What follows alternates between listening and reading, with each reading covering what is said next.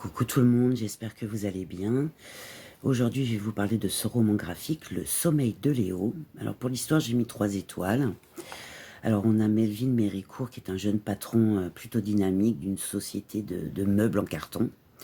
Mais bien qu'il s'apprête à signer un gros contrat, les déboires s'accumulent, les finances sont dans le rouge, donc un peu compliqué. Et puis un soir, il accepte d'aller avec Anita, son assistante, et sa copine Sophie au spectacle d'un hypnotiseur.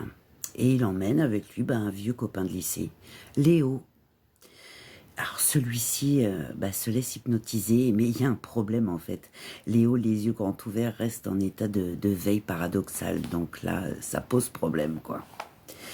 Pour le dessin, j'ai mis 3 étoiles. J'ai trouvé ça plutôt semi-réaliste. On a un graphisme assez simple et pour certains visages plutôt caricatural, avec des couleurs plutôt sobres, aussi bien dans les froids que dans les chauds.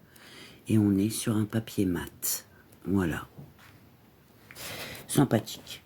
Pour le prix, j'ai mis 3 étoiles. On est à 16,09 € et moins de 3 € en occasion, donc c'est pas mal du tout.